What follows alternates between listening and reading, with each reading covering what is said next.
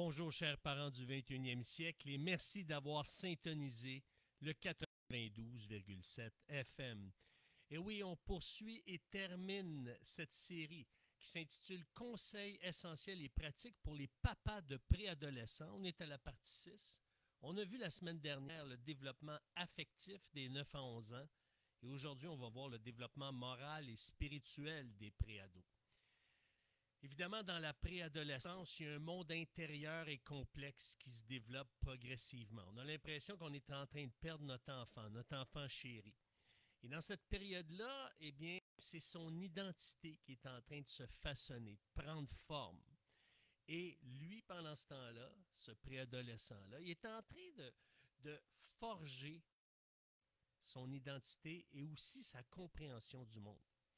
Alors, ils vont passer, et là, je vais lancer des termes scientifiques, mais je vais les expliquer. Vous savez, quand on les comprend, c'est très simple.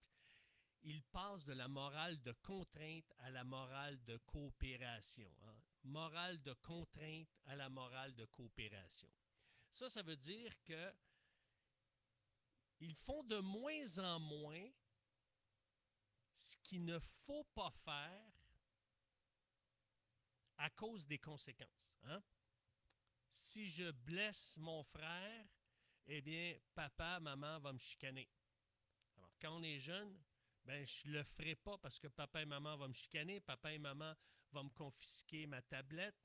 Maintenant, je ne le fais pas parce que je sais que ça lui fait du mal. Je ne le fais pas parce que il va être fâché contre moi. Je ne le fais pas parce qu'il va être déçu. Je ne le fais pas parce que ça lui fait mal intérieurement. Voyez-vous, il y a une progression qui est en train de s'installer et il est en train de voir la raison morale derrière une action et non pas d'éviter la conséquence.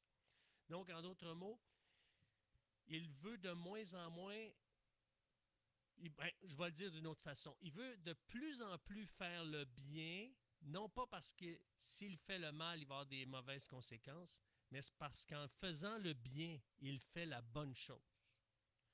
Donc, il passe de la morale de contrainte à la morale de coopération. Alors, il va faire de plus en plus ce qui est bien pour la famille, non seulement pour ses propres intérêts, mais pour les intérêts de l'ensemble. Voyez-vous, il y a quelque chose qui s'agrandit.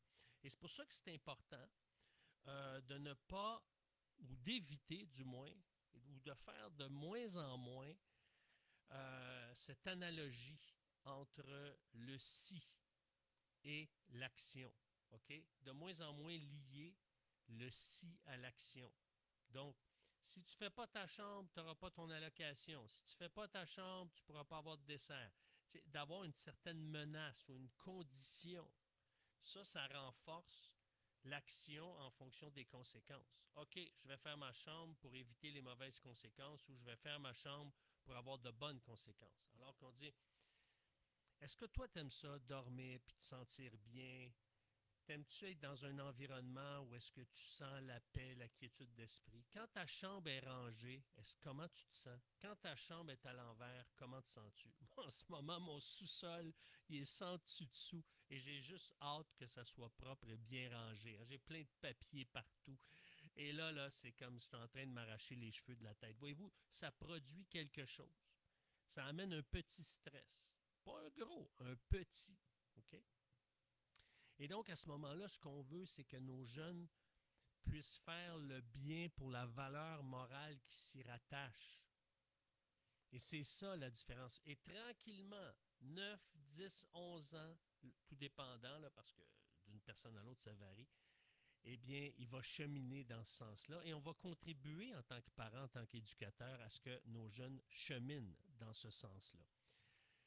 Ce qui est important de comprendre, c'est qu'à partir de 10 ans ou autour de 10 ans, c'est pas à trancher au couteau, là, leur jugement moral se métamorphose, puis ils vont prendre en compte des considérations plus complexes.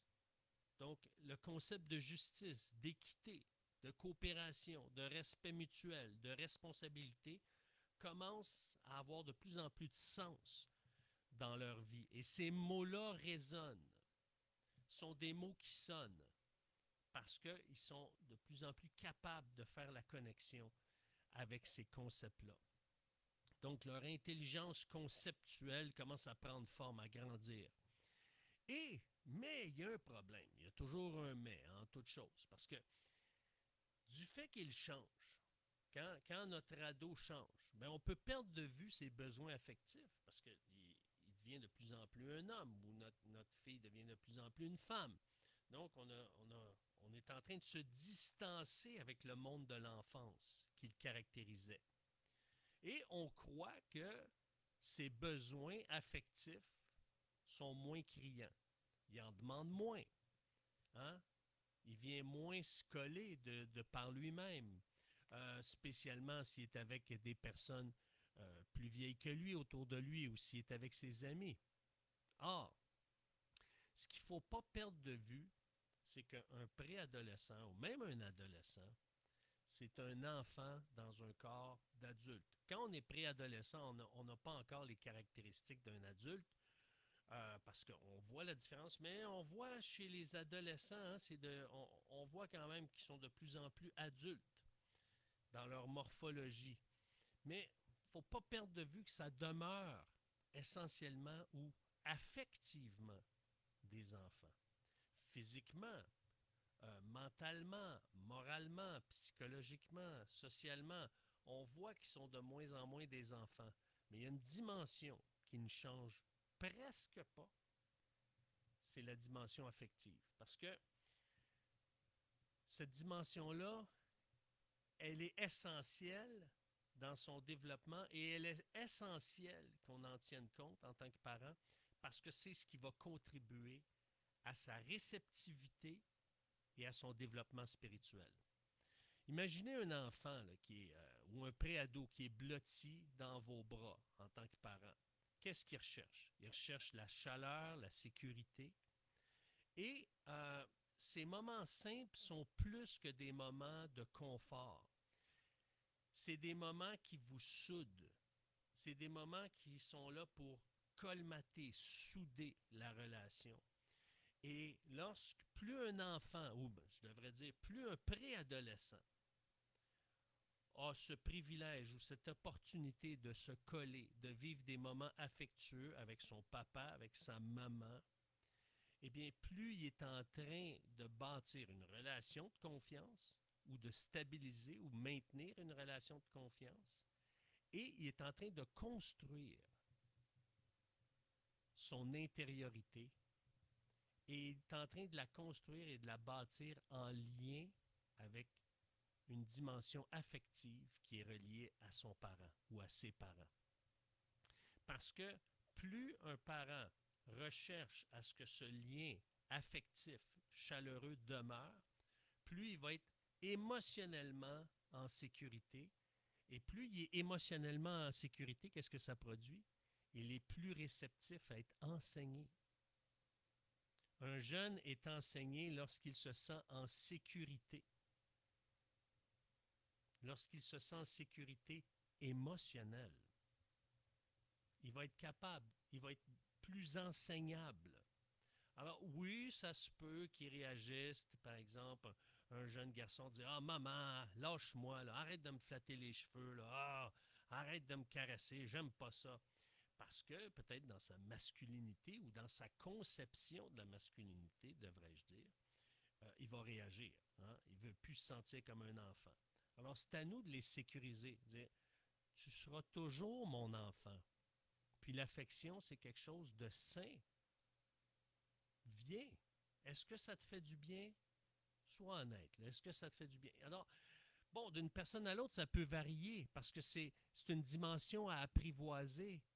Si on l'a apprivoisé jeune, c'est plus facile à maintenir. Mais il y aura toujours cette phase de résistance et il ne faut pas se laisser berner par cette phase de résistance.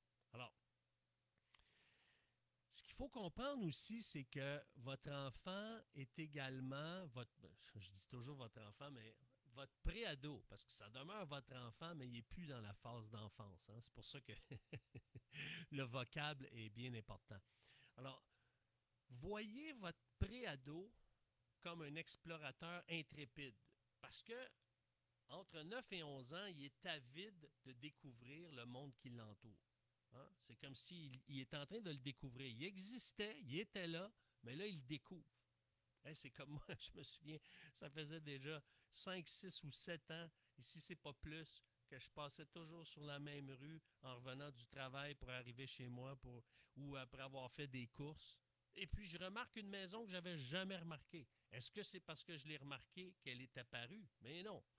Mais elle était là, je ne l'ai juste pas vue. Mais c'est un peu ça, le monde de la préadolescence. Il est en train de découvrir le monde qui l'entoure. Alors, chaque expérience est une occasion d'apprentissage et chaque rencontre, et ça c'est important, est une fenêtre ouverte sur des nouvelles possibilités. Donc, il ne faut jamais perdre espoir dans la préadolescence parce que même si la tension monte, elle va redescendre. N'oubliez jamais ça. Et donc, au-delà de la simple exploration, il y a un désir qui est très profond en lui de comprendre sa place dans le monde. Ça, c'est inné. Et c'est au travers de ce désir-là qu'il va forger son identité au travers ses interactions avec les autres. Ça va être avec ses pairs, PAIRS, avec les membres de la famille ou d'autres personnes avec qui il va collaborer dans son club sportif ou son club artistique ou son club culturel, etc. Et il va se rendre compte qu'on vit dans un monde de contradictions, de tensions. Et c'est là que peu à peu, il va apprendre à s'adapter, à se faire une idée. Il va naviguer, par exemple, entre l'individualisation, la socialisation, la contemplation, l'engagement. Il va chercher un équilibre, mais il ne réussira pas toujours parce qu'il n'est pas un adulte. Et même en tant qu'adulte, c'est pas facile. Imaginez pour quelqu'un qui transitionne entre l'enfance et la préadolescence. Alors, mais il reste que néanmoins, c'est dans ce processus ou cette recherche d'équilibre qui va grandir et s'épanouir. Donc, les adultes peuvent influencer positivement le développement moral des enfants. OK? Et là, je vais vous donner des pistes et ensuite des moyens très concrets. Comment on peut contribuer au développement positif, au développement moral des enfants d'une manière positive? Eh bien, en vivant les valeurs qu'on prône. Hein? Si je prône l'honnêteté et que lorsque mon appareil téléphonique sonne, il est sur la table et je dis à mon enfant, réponds et dis que je ne suis pas là ou dis que je suis parti, que j'ai oublié mon téléphone à la maison. C'est un mensonge. Alors, qu'est-ce qu'on leur apprend? On leur apprend à mentir. Même si après ça, s'il se fait prendre à mentir, on dit, mais tu n'as pas le droit de mentir ou c'est pas correct de mentir, tu brises ma confiance. Il a été témoin de nos mensonges. Donc, quand le téléphone sonne, on devrait dire, peux-tu répondre, dis-leur que je ne suis pas disponible, c'est tout. Tu n'as pas besoin d'en dire plus. Et ça, c'est vrai, je ne suis pas disponible parce que peu importe la raison, il n'est pas disponible pour parler. Alors, donc, comment on peut influencer positivement le développement moral de nos préados? Ben, en étant des modèles inspirants par notre cohérence, justement par notre constance.